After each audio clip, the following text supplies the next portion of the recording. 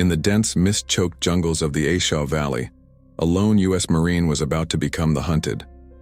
A routine insertion turned deadly when the Viet Cong, already anticipating their arrival, sprang a brutal ambush. Captain Daniel Cole wasn't just another American soldier.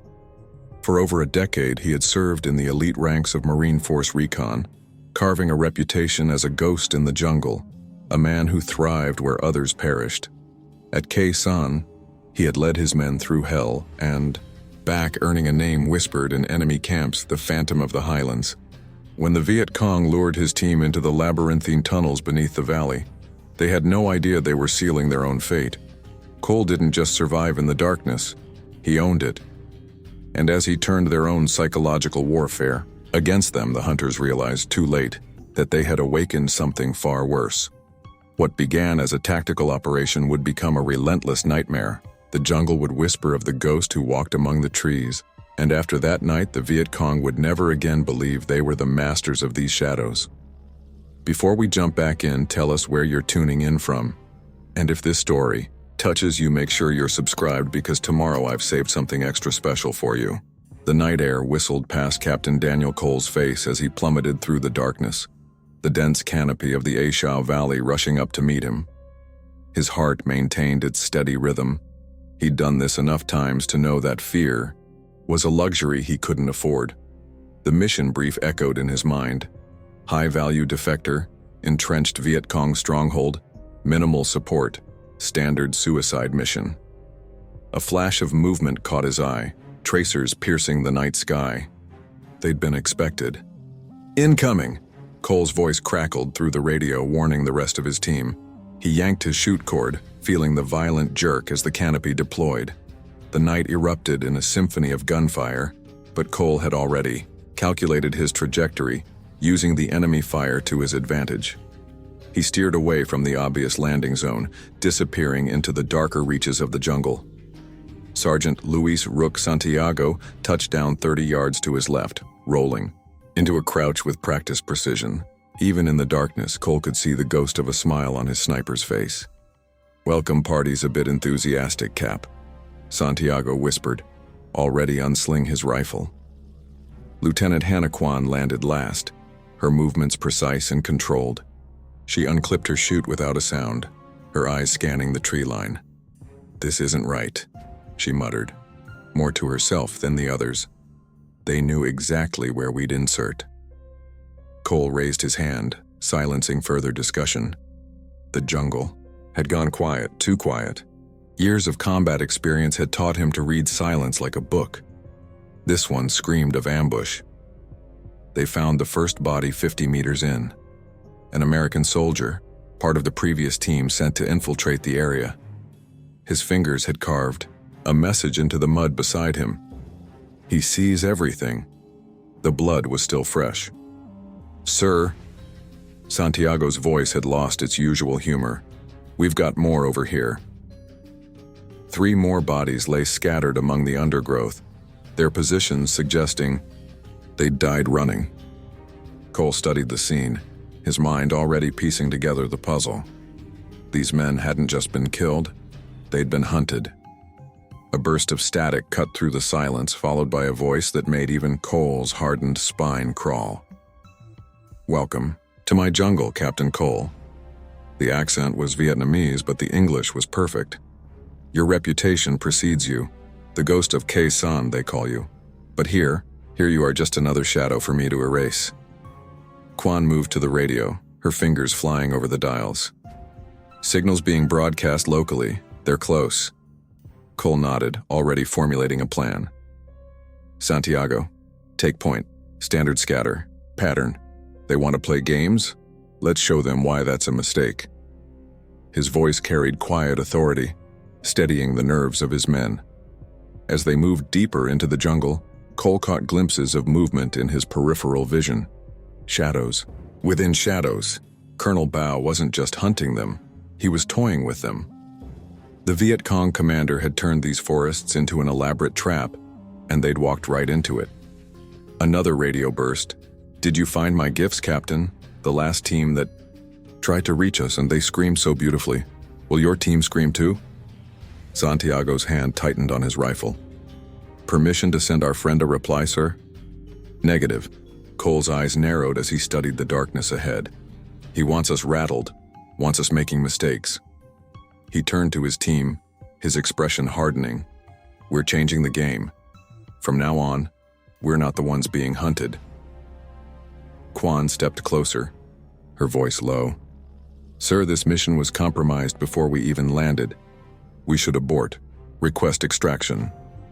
Cole's laugh was barely more than a whisper, but it carried an edge that made even Quan step back. Lieutenant, that's exactly what they're expecting. Sometimes the best way through a trap is to spring it, on your own terms. The jungle pressed in around them, alive with unseen threats.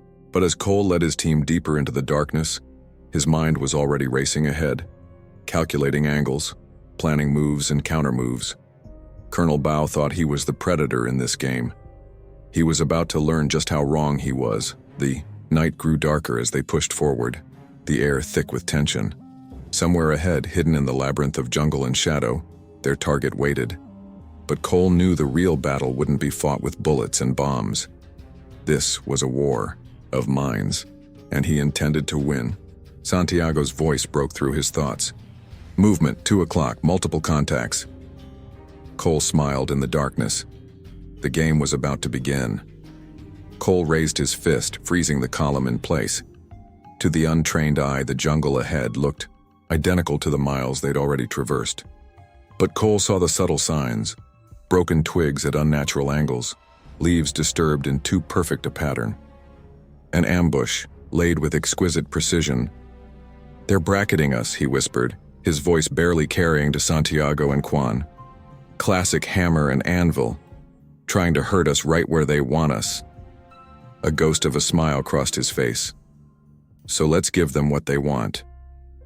Private Jenkins, one of the younger soldiers, shifted nervously. Sir? Quiet, Quan hissed. But it was too late.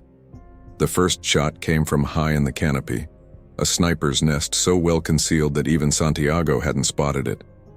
Jenkins went down, clutching his shoulder as more fire erupted from the tree line. Contact left. Santiago dropped to one knee, his rifle already tracking upward. Got you, you bastard. The shot seemed impossible, a fleeting glimpse of movement 60 feet up through dense foliage in near darkness. But Santiago's finger squeezed, and somewhere above them, a body crashed through the branches. Cole was already moving, directing, his team with hand signals. Where others saw chaos, he saw patterns, possibilities.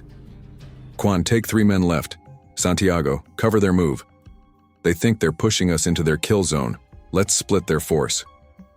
The jungle erupted in whispers, voices, in Vietnamese and broken English seeming to come from everywhere at once. Your men die slowly, Captain. We can smell their fear. A tripwire glinted in the moonlight. Cole spotted 3 more, creating a deadly web.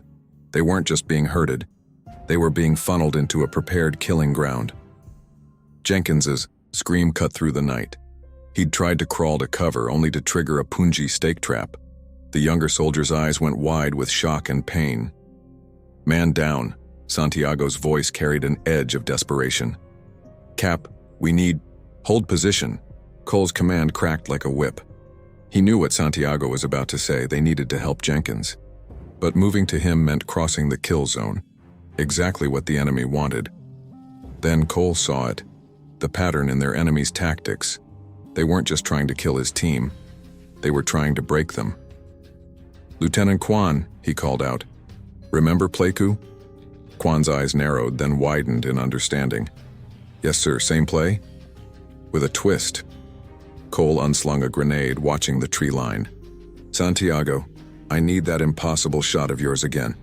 High 2 o'clock, wait for my mark. The whispers continued, growing more confident.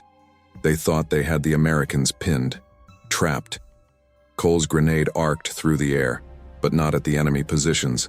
Instead, it landed behind his own team, the explosion kicking up a wall of debris and smoke. In the same instant, Santiago's rifle cracked, and another sniper's nest erupted in chaos. Push through! Cole's command galvanized his team.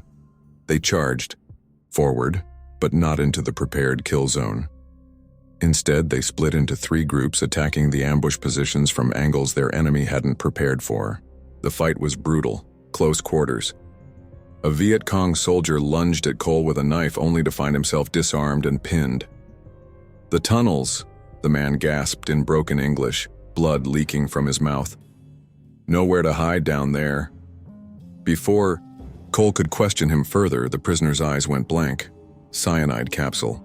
Quan appeared at his side, her normally pristine uniform now streaked with mud and blood. "Sir, Jenkins didn't make it." Santiago's face was a mask of cold fury as he field-stripped the dead sniper's rifle. "Bastards took their time with him, made sure we could hear it." The radio crackled again. Colonel Bao's voice carried a note of genuine admiration. "Impressive, Captain Cole. You saw through my little trap. But tell me, how many more men can you afford to lose?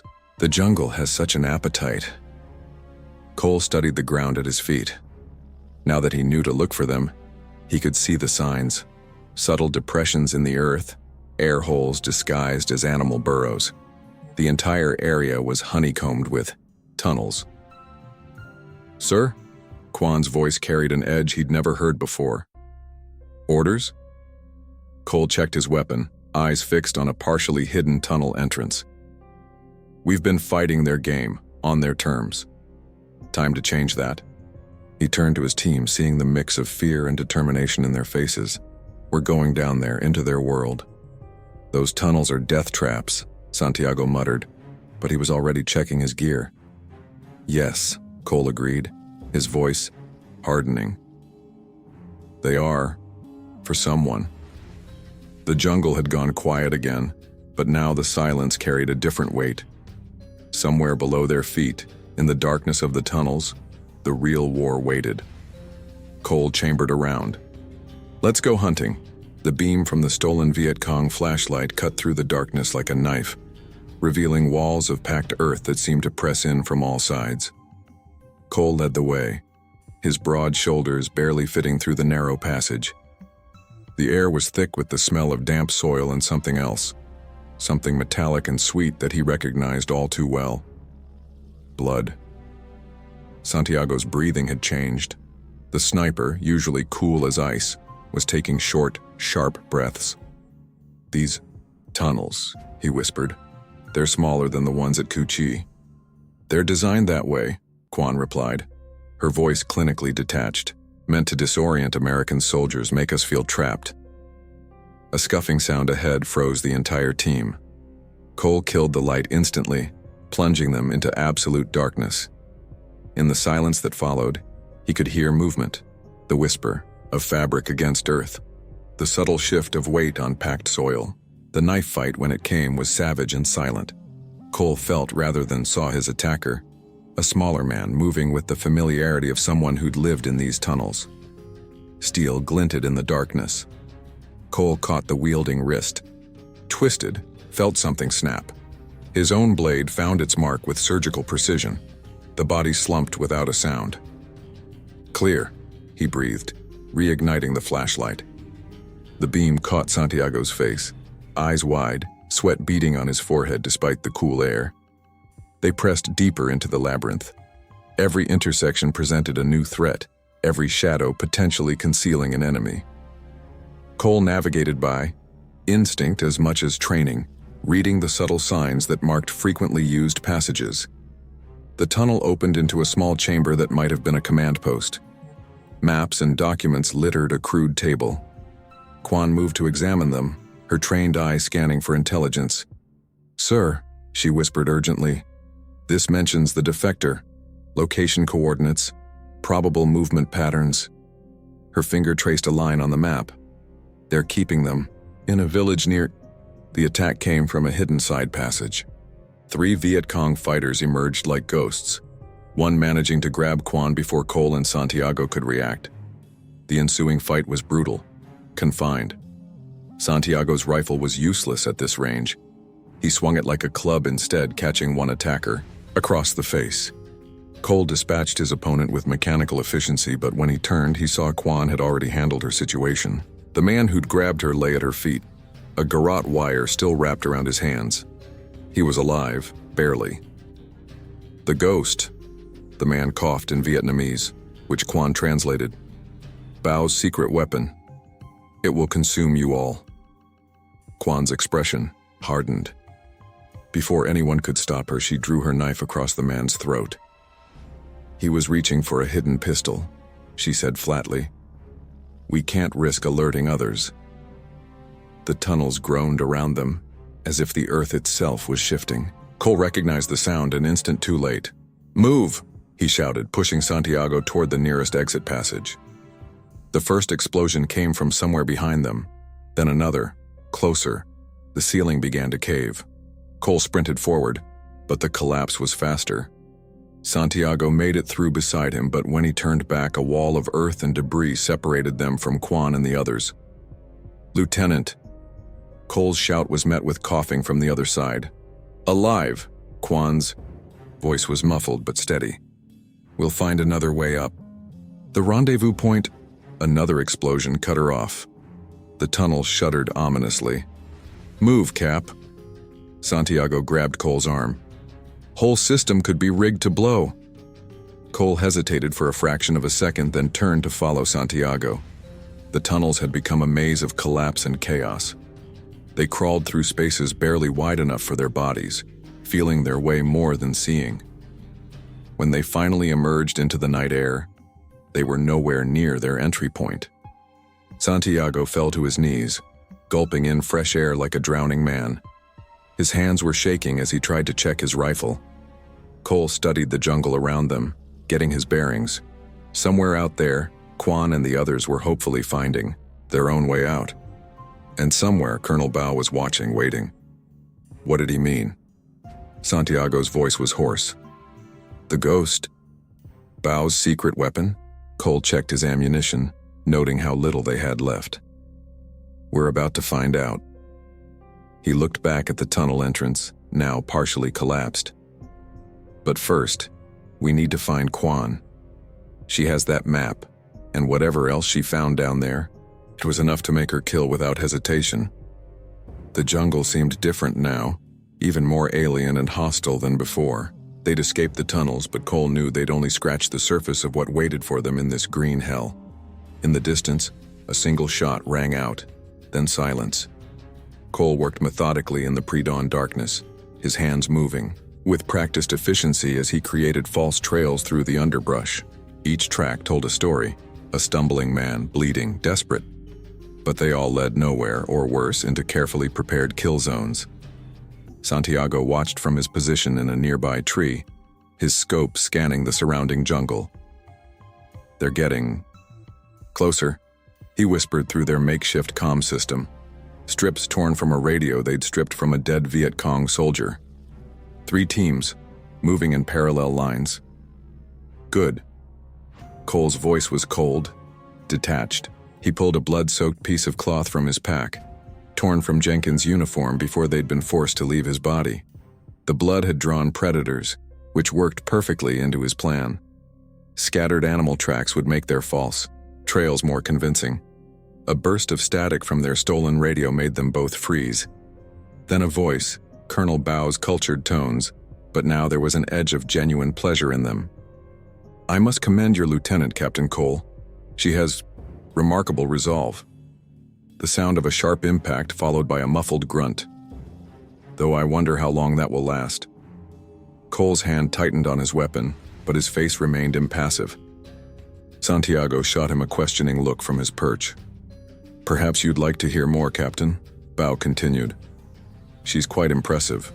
3 of my men are dead from her first escape attempt, but now we understand each other better.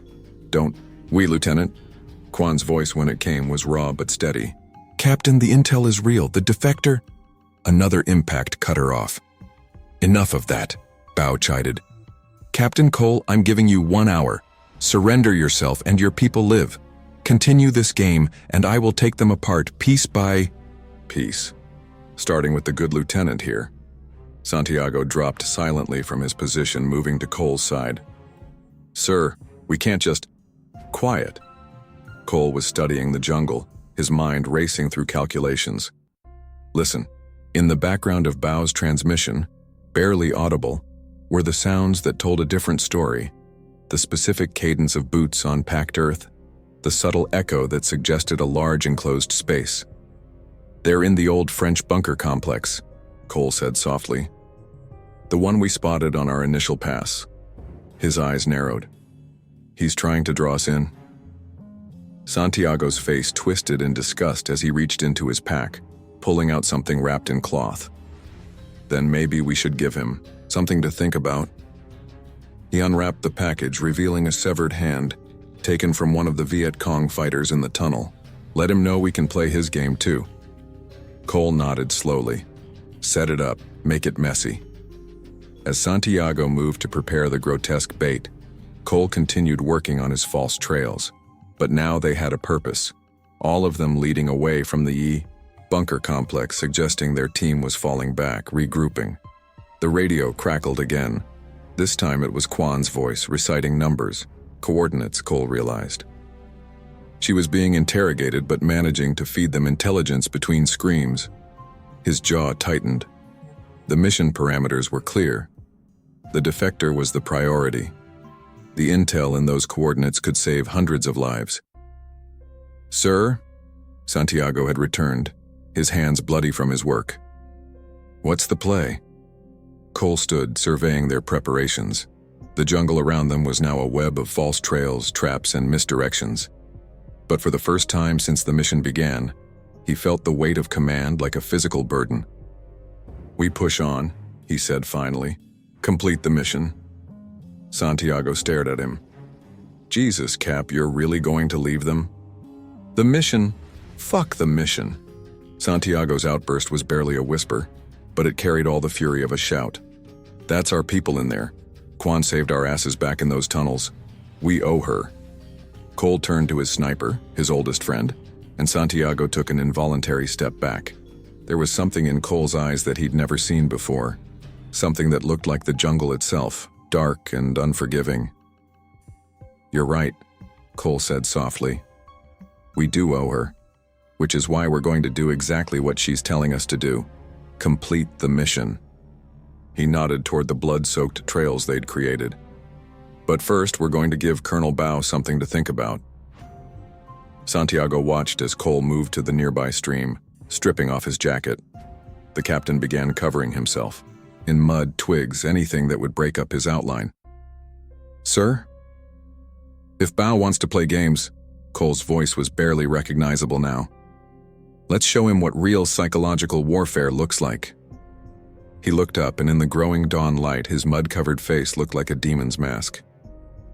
"By the time we're done, his own men won't dare move through their precious jungle without seeing ghosts in every shadow." Santiago felt a chill that had nothing to do with the morning air. He'd known Cole for years, trusted him with his life countless times. But watching him now, he wondered if the jungle hadn't finally claimed another victim, not by killing Cole, but by turning him into something else entirely. The radio came to life once more with Quan's screams, but this time Cole didn't even flinch. He was already moving, becoming one with the shadows, leaving Santiago to wonder which was worse, the enemy they were hunting, or what his captain was becoming in order to hunt them. The first Viet Cong patrol found the body just before sunset. The soldier hung suspended between two trees, his limbs contorted at impossible angles, eyes wide with frozen terror. A portable radio dangled from his belt, crackling with static-filled transmissions about American reinforcements converging on their position. "It's a trick," their sergeant insisted, but his voice trembled. "The Americans are trying to..." The sound that cut through the jungle wasn't human. It started as a low growl, building to something between a tiger's roar and a man's scream.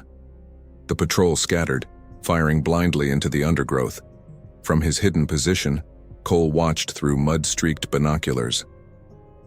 "Now," he whispered, into his comm.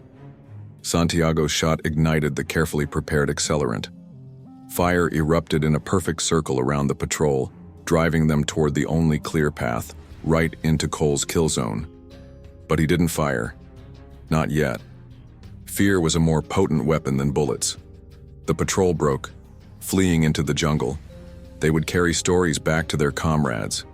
Stories about Americans who moved like ghosts, who could bend the jungle itself to their will.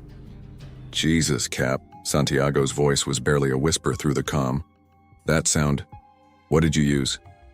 Tiger carcass, Cole replied, already moving to his next position. Rigged the vocal cords with some wire. Old tribal trick. He didn't mention where he'd learned it, or how many other modifications he'd made to produce that inhuman shriek. They worked through the night, transforming the jungle into a nightmare gallery. Each display was carefully crafted to suggest something beyond normal combat. Bodies posed in ways that defied physics, signs of struggle that no human could have survived, and everywhere, evidence of an unseen force that hunted the hunters. The stolen radio provided a soundtrack to their work. Quan's interrogation continued, but now there was an edge of desperation in Bao's voice. "Your captain," he was saying, "he is not what I expected. These tactics, they are not American." Quan's laugh was wet with blood but carried genuine amusement. "You should have done your research better, Colonel. Captain Cole isn't just another American soldier.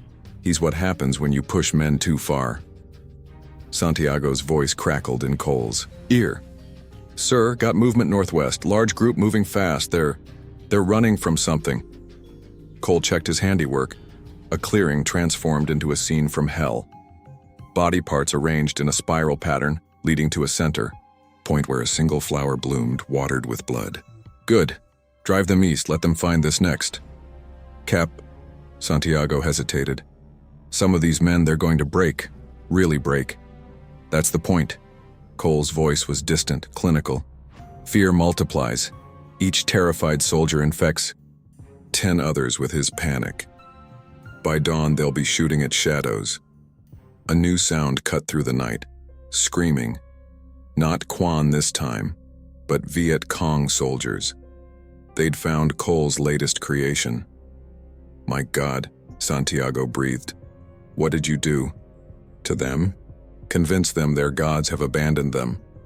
Cole was already moving, a shadow among shadows. Now they're starting to believe in new ones, darker ones. The radio crackled again.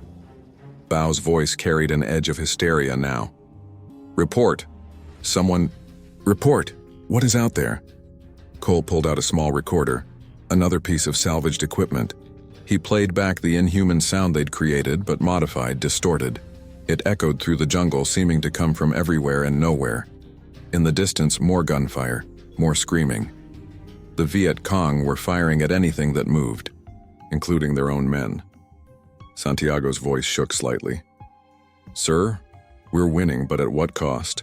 These men, what we're doing to them." "War is psychological, Sergeant." Cole paused in his work. Another body, arranged to appear as though it had been turned inside out without breaking the skin. "The enemy taught us that. Now they're learning. What happens when you push the wrong man too far?" The night wore on.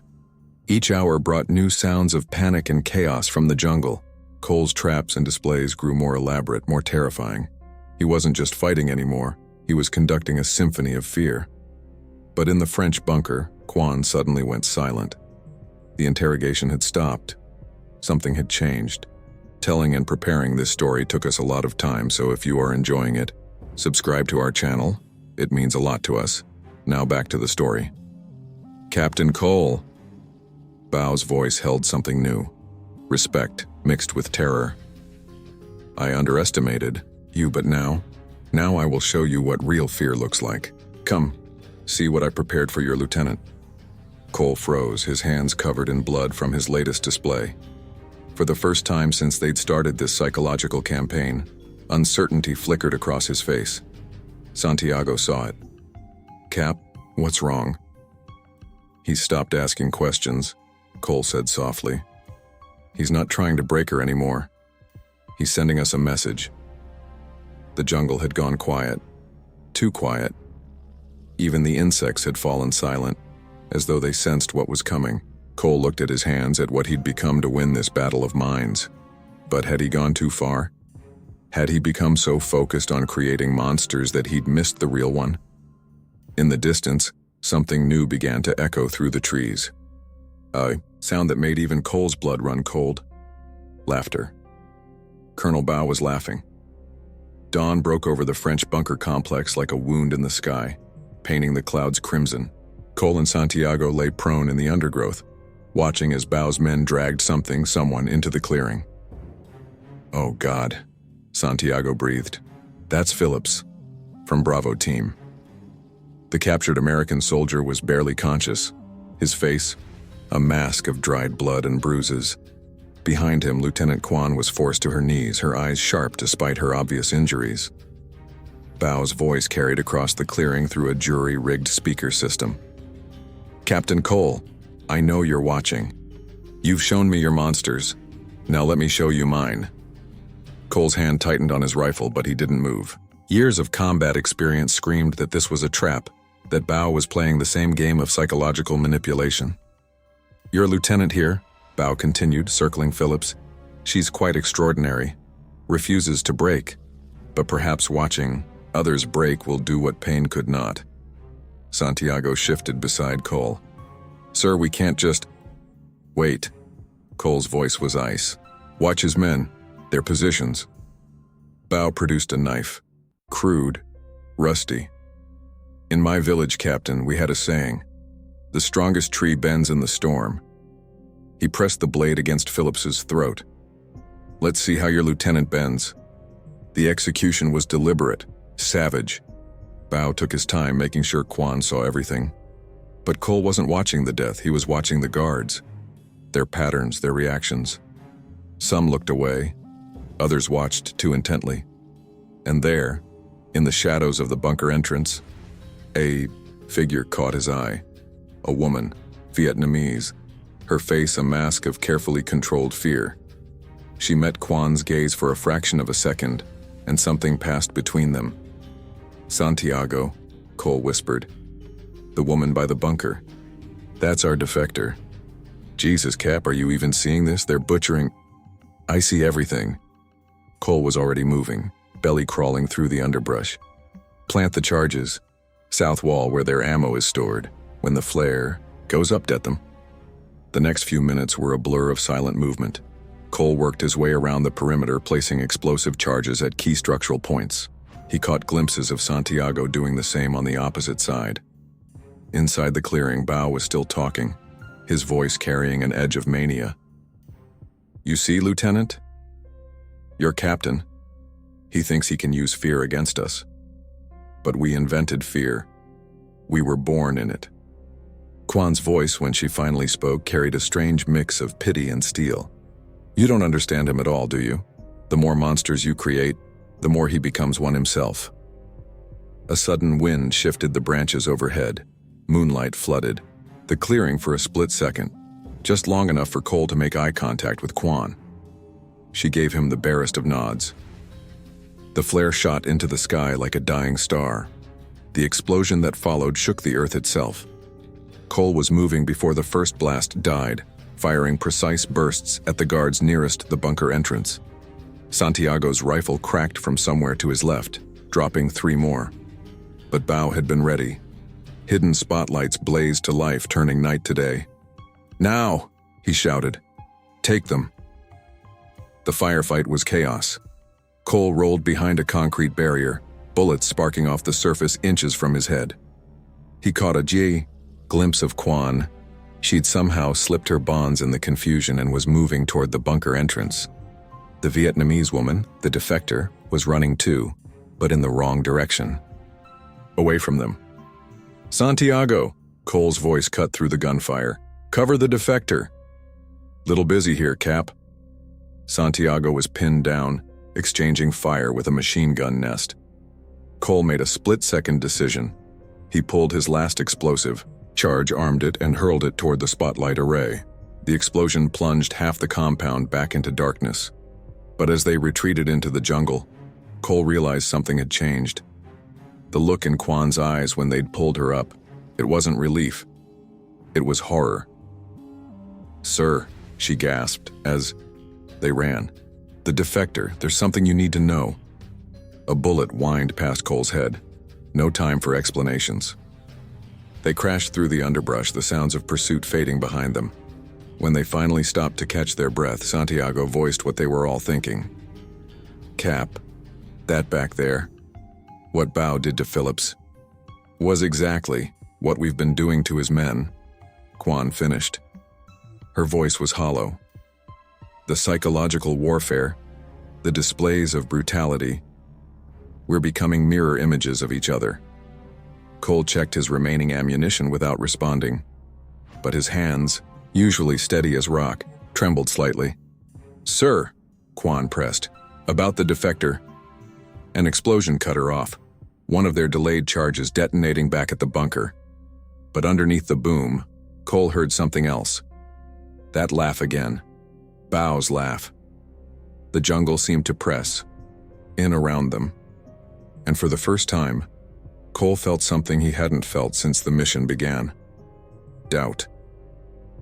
They found Nguyen Thi Lan at the edge of an abandoned village, tending to a makeshift garden in the pre-dawn darkness.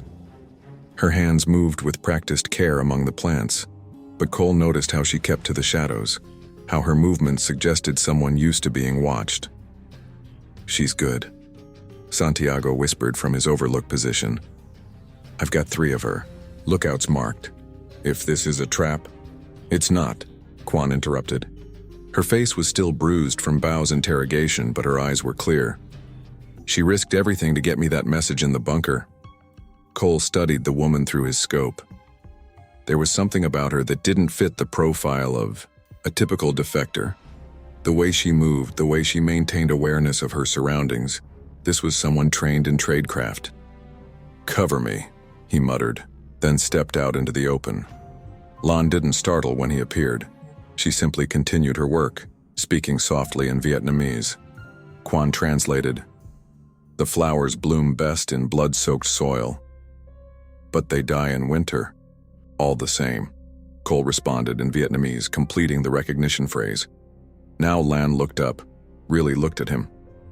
"Captain Cole, they say you've become a ghost in these jungles, that you can turn a man's fears against him until he shoots his own shadow. Talk to me about the offensive," Cole cut in. "What's Bao planning?" A bitter smile crossed Lan's face.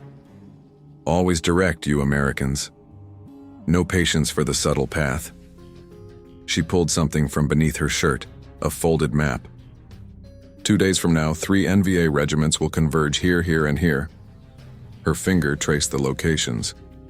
But that's not the real attack. A burst of gunfire in the distance made them all tense. Santiago's voice crackled through the radio. "Movement, western approach, they're sweeping the area." "Bao knows I would contact you," Lan continued, her voice urgent now. "He let me escape. Everything. The executions, the psychological warfare. It's all theater. He's been hurting you exactly where he wants you."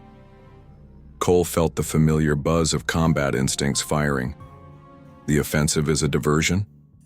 The offensive is real. Lan's eyes met his. But it's not aimed at military targets. While your forces rush to defend against the regiment movements, Bao's special units will strike at civilian populations, villages that have helped American forces, families of South Vietnamese officials. Maximum terror impact. Jesus, Santiago breathed through the radio. They're copying our PSYOPs playbook. A twig snapped in the jungle.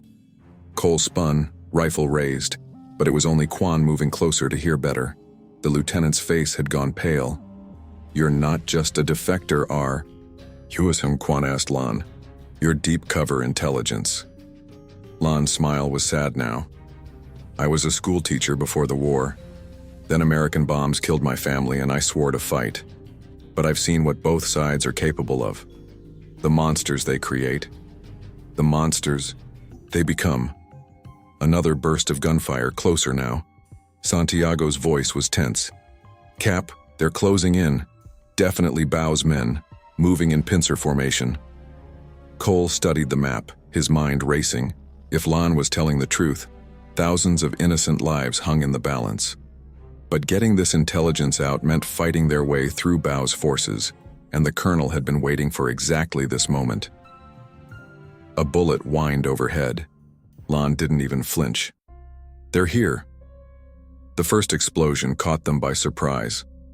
Santiago's cry of pain cut through the radio static. Taking fire.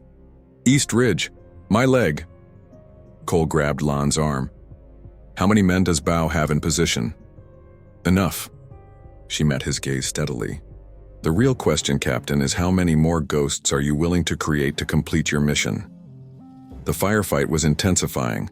Cole could hear Bao's men moving through the jungle, could sense the noose tightening. But for the first time since the mission began, he felt the weight of something beyond tactical decisions. Quan, he barked, get to Santiago. Stabilize him. He turned to Lan. You're coming with us. No. Lan's voice was firm. I have my own mission now, my own ghosts to create. She pressed the map into his hands.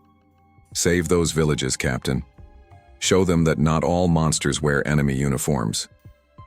Before Cole could respond, she was gone, melting into the shadows like she'd never existed.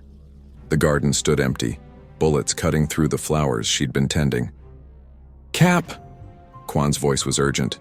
Santiago's hit bad. We need to move. Cole stared at the map in his hands, then at the blood-soaked garden. Somewhere in the darkness, Bao was waiting, watching. The game had changed, but the players remained the same. The monster he'd become versus the monster Bao had always been. Move to rally point 3, he ordered, already plotting their escape route. And Lieutenant, no more psychological warfare. From here on, we fight clean. But as they melted into the jungle, Santiago bleeding between them, Cole couldn't shake the feeling that it was too late for clean fighting. The ghosts they'd created would haunt these forests long after the war was over. In the distance, a flower bloomed in blood-soaked soil. The radio crackled to life just before midnight. Whiskey 6 to Ghost Leader. Extraction confirmed. LZ coordinates. Follow. The voice was American. The authentication codes perfect. Too perfect. Cole held up his fist, stopping the column. Santiago leaned heavily against a tree, his bandaged leg barely supporting his weight. Quan moved up silently, her eyes questioning. Listen, Cole whispered, holding up the radio. The transmission continued. Weather clear, approach from bearing 270. Authentication Sierra Echo Victor. Quan's expression shifted subtly. That's the correct code sequence. Yes, Cole agreed. The one from 3 days ago. He clicked off the radio. They're reading from our captured comms logs. A twig snapped somewhere in the darkness. Cole spun, rifle raised, but there was only jungle, endless shadows within shadows. They'd been moving for hours since leaving Lan's garden, trying to put distance between themselves and Bao's forces. But now, we're being herded, Santiago muttered, voicing what they all felt. Again, Cole studied their surroundings. The terrain was channeling them toward a clearing, the only viable LZ in the area, the perfect extraction point, the perfect kill zone. Sir, Quan's voice was barely a whisper. We can't stay here. Santiago needs medical attention. Cole looked at his sniper. Santiago's face was pale, beaded with sweat. The leg wound was worse than they'd initially thought.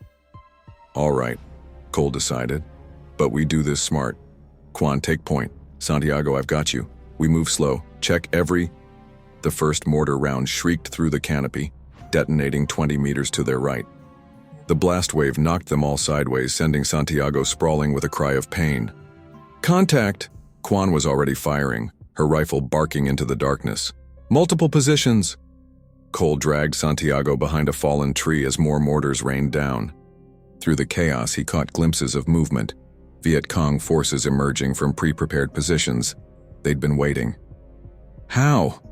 Santiago gritted through clenched teeth. How did they know exactly where?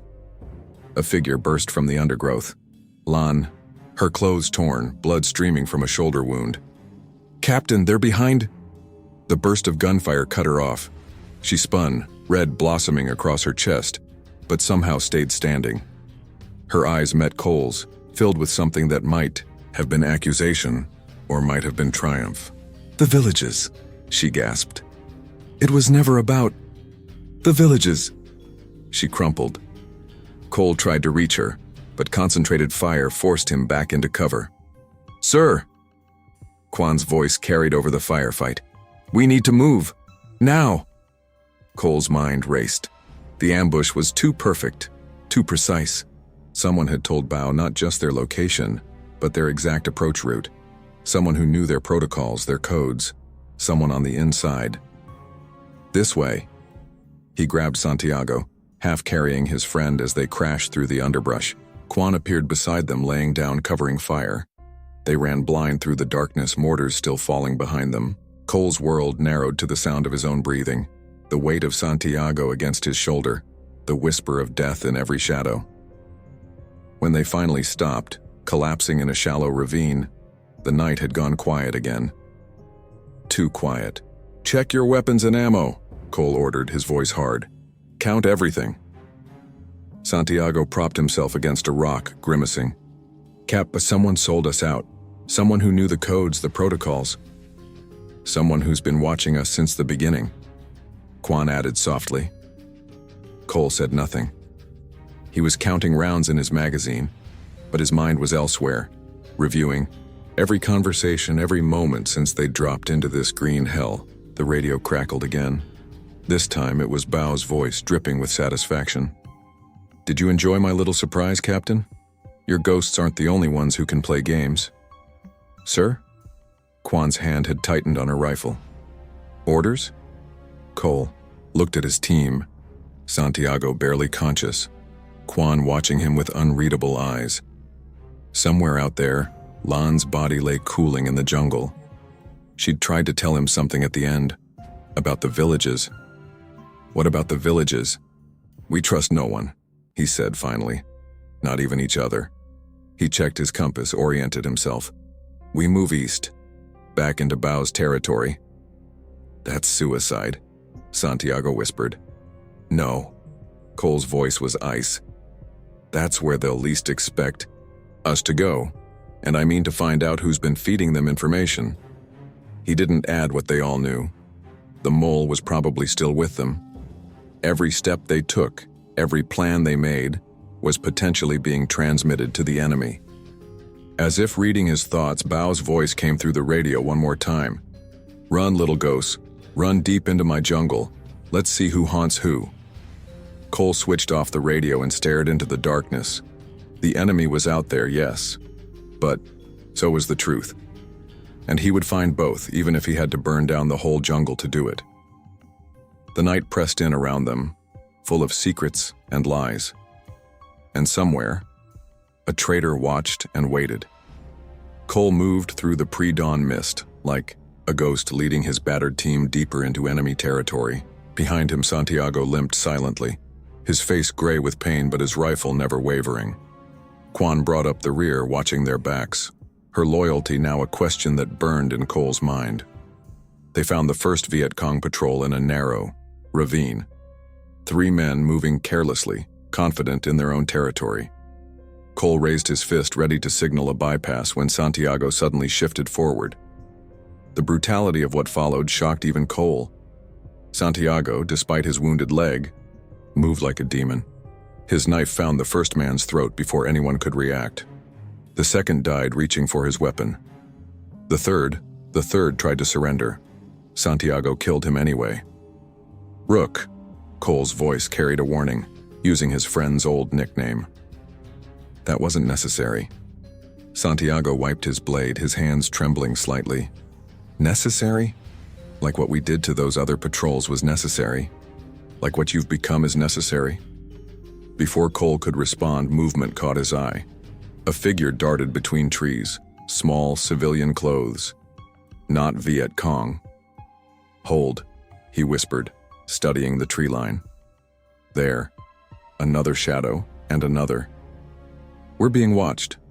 Quan moved up beside him, her rifle tracking the movement. Sir, those are children.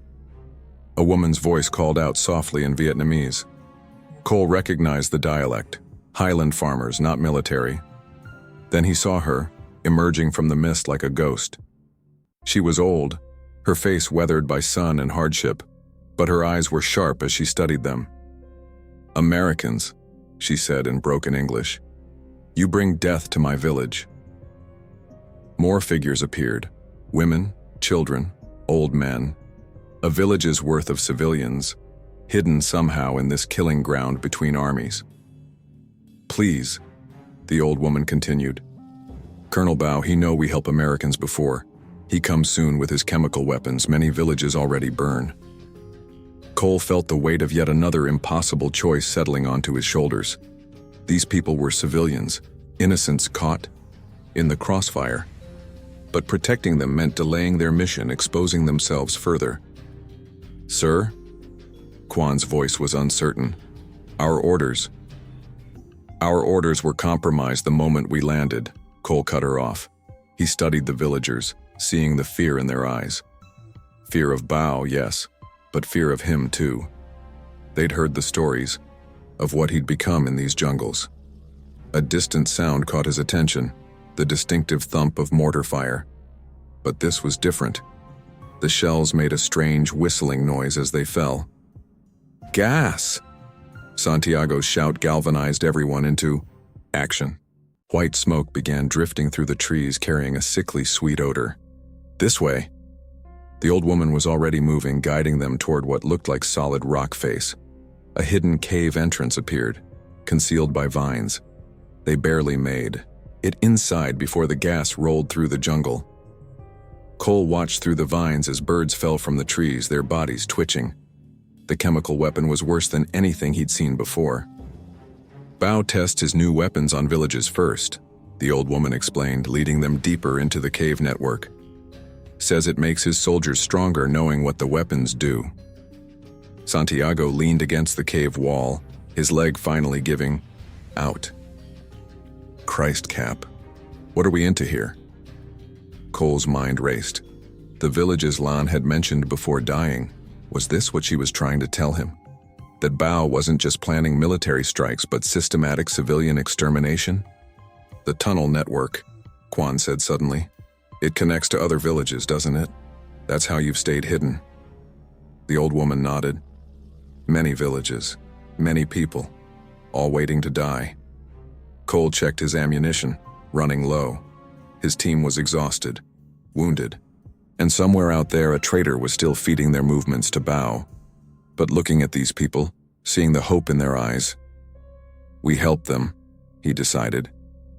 "But first," he turned to the villagers.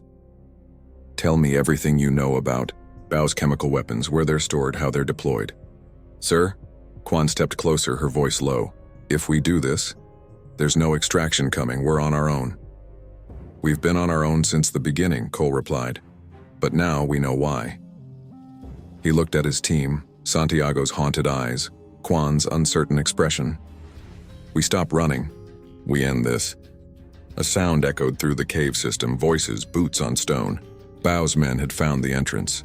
The old woman touched Cole's arm.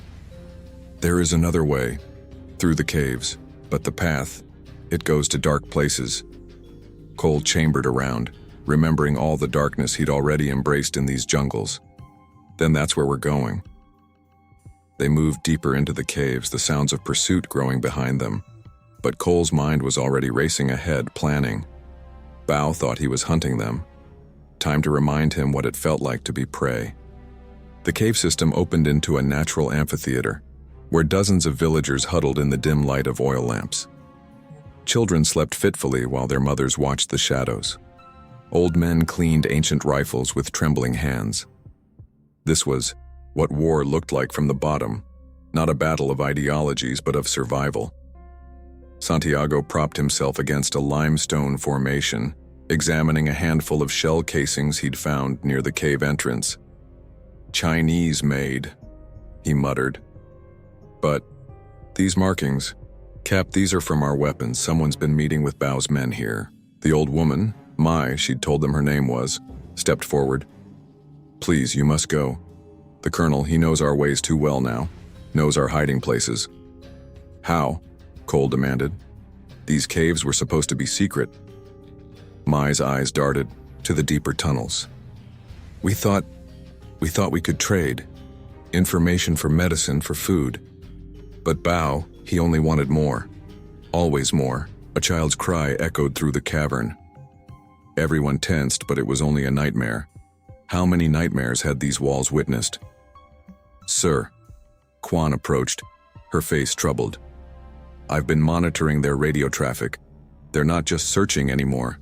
They're setting up artillery positions, chemical shells. Cole studied the cave's architecture. Multiple exits, but all predictable. Defensible, but also a perfect trap. Just like every other move they'd made since landing in this hell. Captain Cole! Bao's voice boomed through the cave system, carried by some trick of acoustics. I must congratulate you. Finally, you understand the true nature of our game. Santiago's hands tightened on his rifle. He's patched into the cave's natural amplification. These people, Bao continued, they are like the pieces on a chessboard, pawns to be sacrificed. How many will you sacrifice, Captain? How many innocent lives to complete your mission? A woman clutched her child closer. An old man raised his ancient rifle with shaking hands. You have 1 hour. Bao's voice carried an almost gentle tone now. Surrender yourself, and the village lives. Resist, and I will pour such fire into these caves that the earth itself will weep. Cole felt every eye in the cavern turn to him. He'd become something dark in these jungles, something that could match Bao's brutality. But looking at these faces, the innocent and the desperate, he saw what that transformation had cost. Sir, Quan whispered, we need to consider. I'll stay. Santiago's voice cut through the murmurs. Hold the main entrance while you get these people out through the back tunnels. Cole turned to his oldest friend. Rook, I'm done running. Santiago checked his ammunition with steady hands. Besides, this leg isn't taking me much further. Might as well make my last stand count for something. He's right. Quan stepped forward. But wrong about the tunnels. I've studied the maps they had at the bunker. There's a whole network we haven't seen yet. Tunnels that even Bao might not know about. Mai touched Cole's arm. The old ways. Deep paths from before the war. But they are dark, dangerous. Perfect. Cole's mind was already racing ahead. Santiago, how many claymores do we have left? 3, plus about 2 magazines each. Sir, Quan pressed, whatever you're planning, we're going to give Bao exactly what he wants. Cole turned to the villagers. Everyone who can walk, gather your things, the rest. He met Santiago's eyes. We'll need volunteers. People willing to make noise, make it sound like the whole village is still here. Understanding dawned on Quan's face. You're going to make him think he's won. No. Cole's voice hardened. I'm going to make him think he's caught me in his trap, while he's focused on these caves. We'll be moving through the deep tunnels, Santiago finished, coming up right under his command post. Mai stepped forward. I will stay. Me and the other elders. We have lived long enough. Cap. Santiago's voice was quiet. You know what Bao will do to anyone he finds here. Cole looked at his friend, the man who'd followed him into hell and was now volunteering to hold the door. How long can you hold them? Long enough. Santiago managed a ghost of his old smile. I've got a few psychological warfare tricks of my own to try. The cavern erupted into activity. Families gathering what little they had, volunteers moving to defensive positions. Cole watched it all, feeling the weight of each life in his hands. 40 minutes, Captain, Bao's voice echoed again. The clock is ticking. Quan appeared at Cole's side. Sir, are we still trying to complete the original mission, or has this become something else? Cole checked his weapon one last time. Maybe they're the same thing now. Maybe they always were. The first artillery shells began falling outside, their impacts sending tremors through the cave system. Time was running out. Santiago took up his position near the entrance, his rifle gleaming in the dim light. See you in hell, Cap. Save. Me a seat, Rook. As Cole led the first group toward the deep tunnels, he heard Santiago begin to sing, an old Marine Corps hymn, his voice echoing through the caves like a ghost's last defiance. The darkness swallowed them, But not before Cole caught one last glimpse of his friend silhouetted against the cave mouth. A warrior's stance, proud and unafraid, a worthy final image. The deep tunnels beneath the village were older than the war, older perhaps than human memory.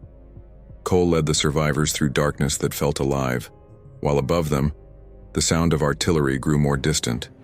Each step took them deeper into a maze that would either be their salvation or their tomb. "Hold," Quan whispered suddenly. "Listen."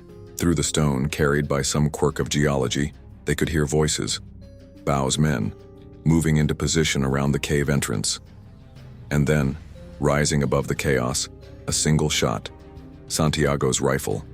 A moment of silence, then panicked shouting, in Vietnamese. "He got the colonel's second in command," Quan translated, her voice tight with emotion. "Right through the command post window." Cole allowed himself a grim smile.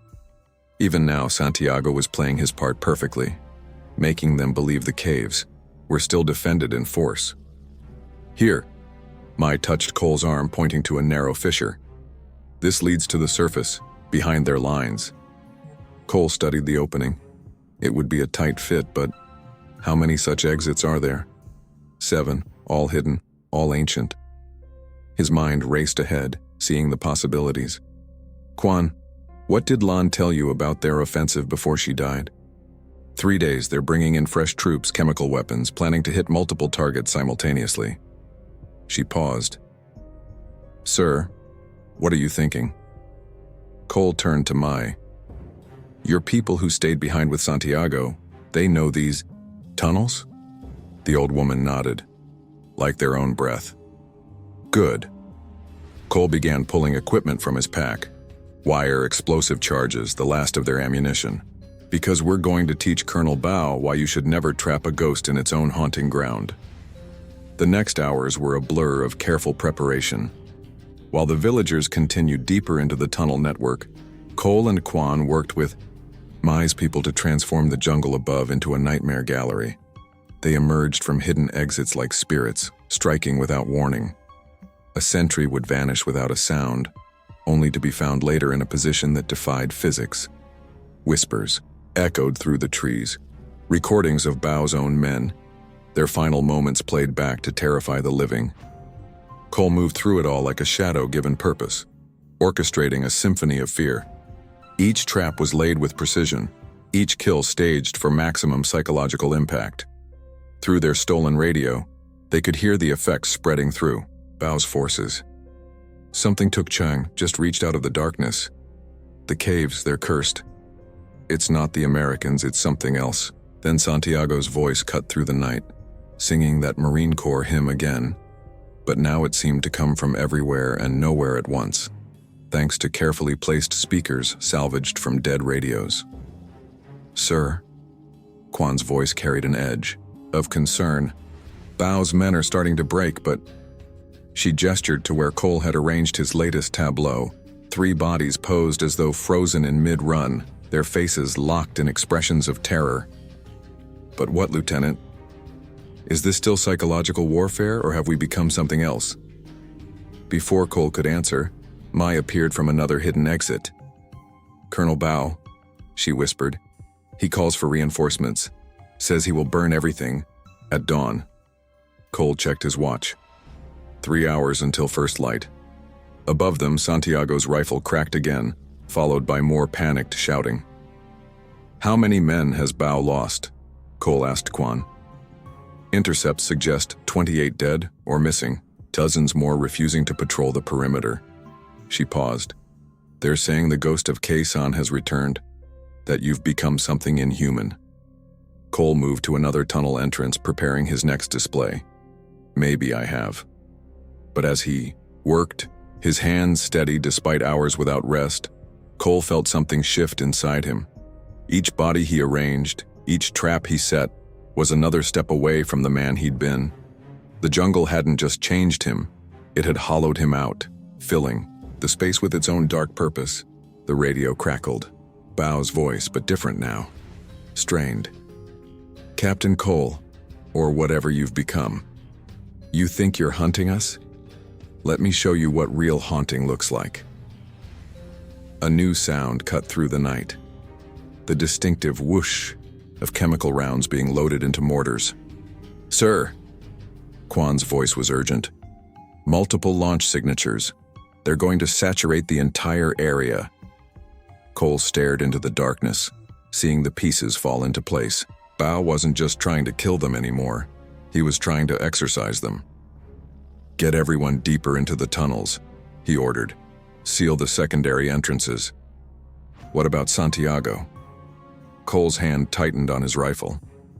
Somewhere up there, his friend was still holding the line, still playing his part in their deadly theater. "Sir," Quan pressed, "the chemicals will—" "I know what they'll do."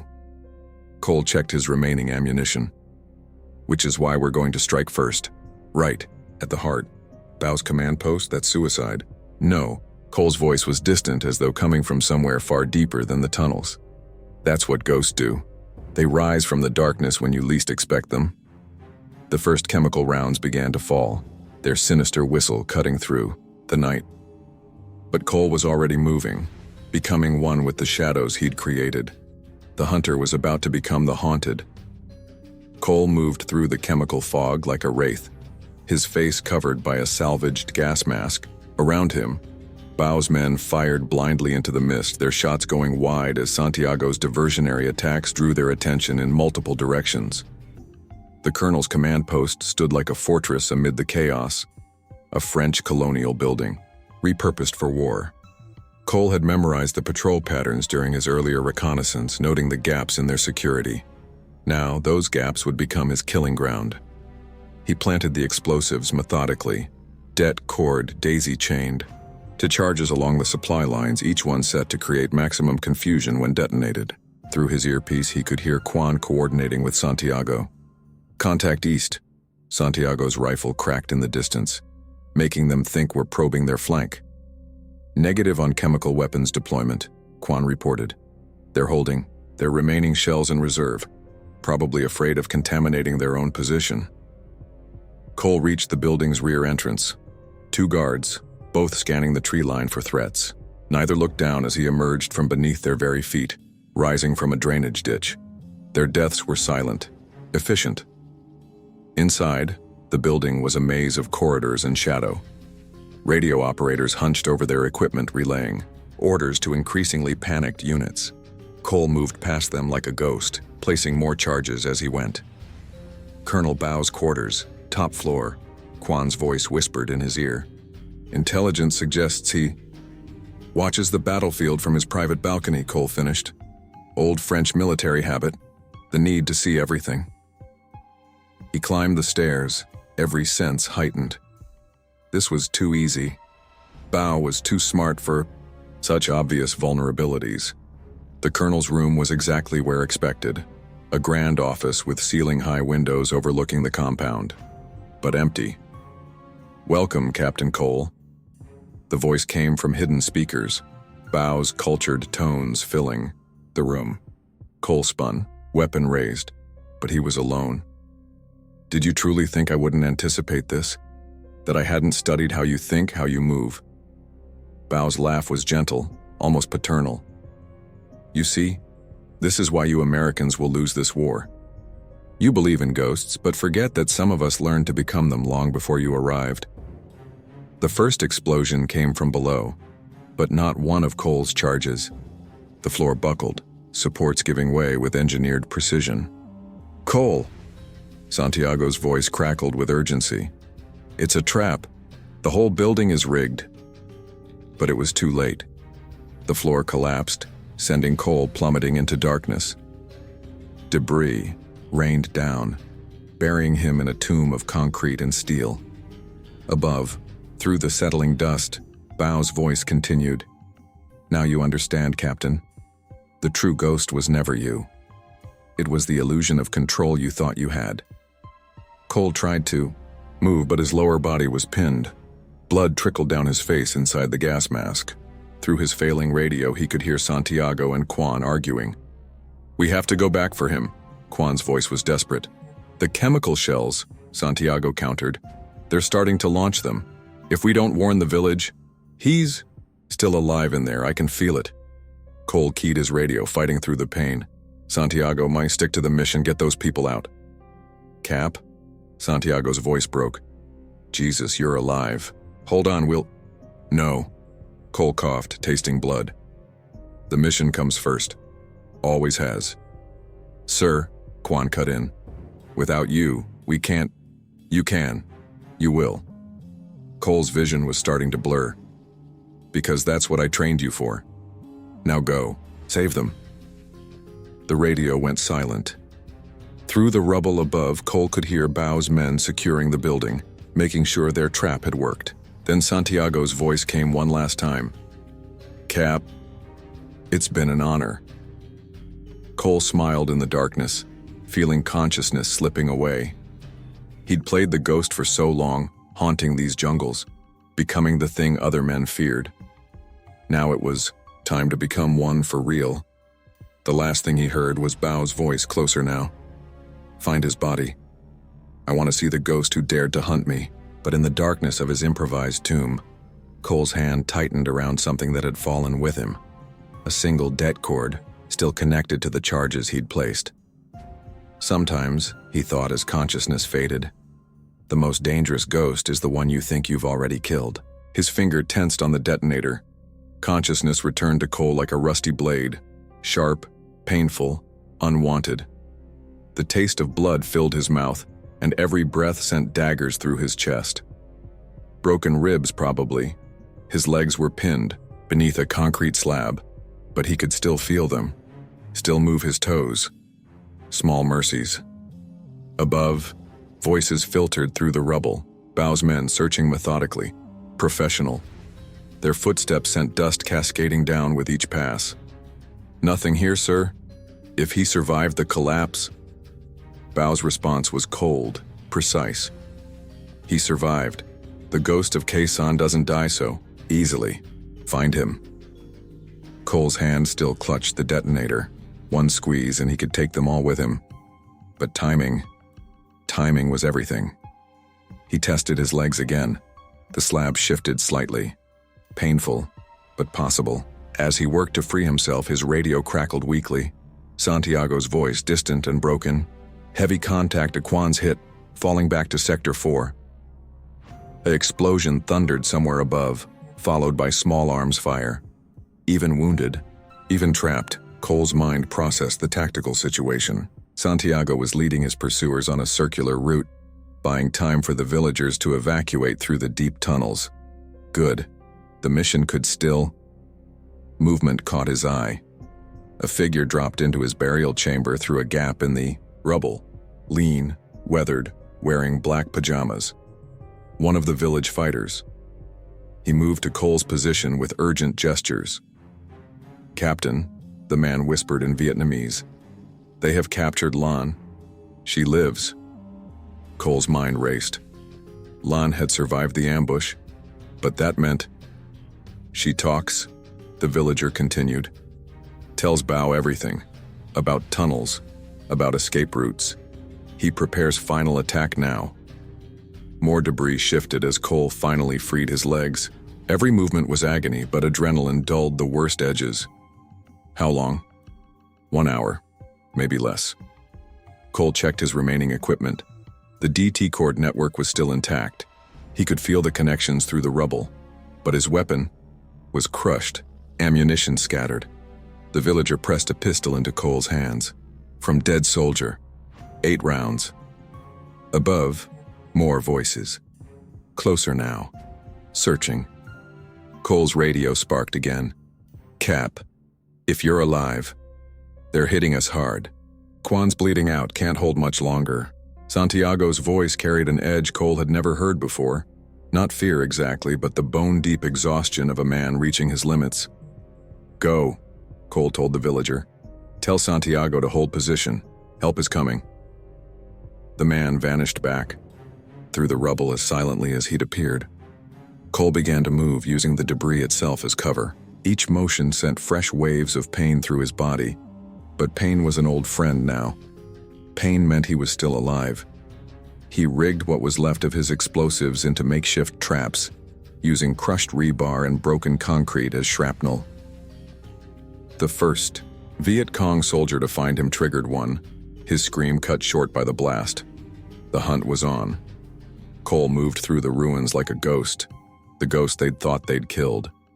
2 more soldiers died before they realized their prey had become their hunter. "He's here." The shout went up. "The American lives!" But Cole was already gone, using his knowledge of the building's layout to stay ahead of them. He found a radio on one of the bodies, intact, tuned to their command frequency. Bao's voice filled his ears. "Begin the final attack. Burn everything. The villages, the tunnels, all of it. Let them learn what it means to help American ghosts." A burst of gunfire nearly took Cole's head off. He dove through a broken window, landing hard on his injured ribs. But the fall brought him to what he needed most, a clear view of the enemy positions. Santiago and Quan had fallen back to a defensible ridge, but they were surrounded. Quan's shoulder was soaked with blood, but she still fired with mechanical precision. Santiago had taken up a sniper's position in a burned-out tree, picking off anyone who tried to flank them. And there, moving through the chemical fog like demons, came Bao's elite troops. They wore special masks, carried modified weapons that looked wrong somehow. Chemical rounds, Cole realized. They planned to gas Santiago's position before the final assault. His radio crackled one last time. Santiago's voice, barely a whisper. "Cap, if you're still out there, we could really use a miracle right about now." Cole checked the pistol. 8 rounds. He looked at the detonator in his other hand, still connected to the charges throughout the building. Not enough for a victory, but maybe enough for a miracle. He began to move. Dawn painted the jungle blood red as Cole reached Santiago's position. His friend's face was a mask of soot and exhaustion, but his eyes lit up at the sight of his commander. "Jesus, Cap, you look like hell walked over you twice." "Save the reunion," Cole rasped, every word painful through his broken ribs. "Status?" "Quan's stabilized but can't move far. We've got maybe 50 villagers still trying to evacuate through the eastern tunnels. The rest..." Santiago's voice trailed off. Cole studied the terrain. The ridge offered good fields of fire, but Bao's forces had them surrounded on 3 sides. The only reason they hadn't been overrun was the narrow approach, perfect for Santiago's marksmanship. "Sir?" Quan's voice was weak but steady as she crawled to their position. "Land gave them everything. Tunnel layouts, exit points, our fallback positions. They're going to gas the escape routes first, then push in with regular forces." Cole pulled out his stolen pistol and the detonator. 8 rounds, and enough explosives to bring down what's left of the command post. Not much for a last stand. Santiago's laugh was hollow. "When has not much ever stopped you, Cap?" Movement in the tree line caught Cole's eye. Bao's chemical warfare units were taking position, their modified weapons gleaming dully in the morning light. Behind them, regular forces prepared for the final push. "Santiago." Cole's voice carried the weight of command. "You've got one job. When those chemical troops move up, take out their officers. Doesn't matter how many regular soldiers are firing at you. The gas troops are the priority." "Sir." "Quan." Cole turned to the wounded lieutenant. "You're our last line. Anyone gets past us, they'll head straight for the tunnels. Don't let that happen." She checked her weapon. 3 magazines left. "What about you?" Cole's smile was terrible to behold. "I'm going to give Colonel Bao what he wants. A ghost story he'll never forget." The first chemical rounds arced through the air with their distinctive whistle. Cole had already moved, sprinting, despite his injuries, toward a position he'd spotted earlier, a fallen tree that created a natural channel in the enemy's approach. Santiago's rifle began its deadly work. One by one, the chemical warfare officers fell. Their troops, suddenly, leaderless, hesitated. That hesitation was all Cole needed. He triggered the first explosive charge, collapsing a section of the ridge and forcing the enemy troops to funnel exactly where he wanted them. The next charge created a wall of debris, trapping them in the kill zone.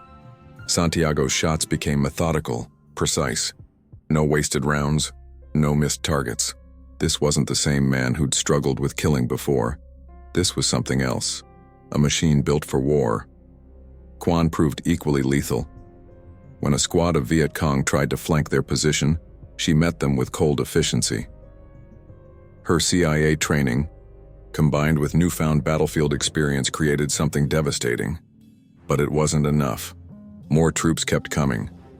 The chemical rounds, though uncoordinated without their officers, still forced them to keep moving. Each position became untenable within minutes. Then Bao's voice cut through the chaos. "Captain Cole, come out and face me, or watch as I personally execute every villager we capture." Cole's radio crackled, one of the village fighters. "They have breached the eastern tunnel. Women, children." The choice was made for him. "Santiago," Cole's voice carried over the gunfire. "Get Quan to the secondary fallback point. Rally whoever you can." "Cap, that's not the plan." The plan died with Lan's betrayal. Cole checked. His pistol. 7 rounds left. Sometimes the only way to end a ghost story is with blood. Quan's voice was desperate. "Sir, you can't take him alone." But Cole was already moving, becoming one with the battlefield smoke. Behind him, Santiago and Quan began their fighting retreat, drawing as many enemy troops as they could away from the tunnels. Cole headed straight for where he knew Bao would be. Not at the command post. No, the colonel was too smart for that.